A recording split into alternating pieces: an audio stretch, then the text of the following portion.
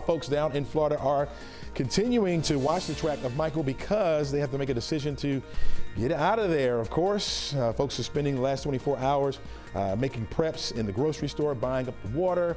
You know how they do it down there. We have our Christy Etheridge live in Panama City right now. And Christy, the wind doesn't seem to have picked up on you. I know you got the rain on you, but the wind seemed to be light right now.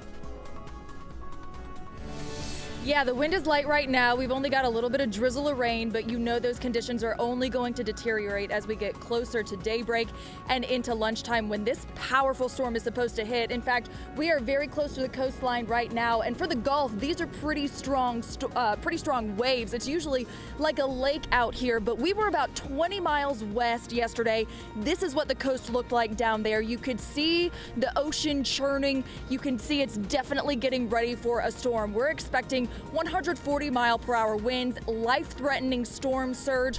And here's the thing, if people are ready to get out and for this mandatory evacuation, their time is running out. They are going to close the bridges. In fact, when we were driving by yesterday, gas stations were closed. Even Waffle House was closed, so that tells you how serious this is. I ran into a woman who decided to stay despite the mandatory evacuation, and here's her reason why.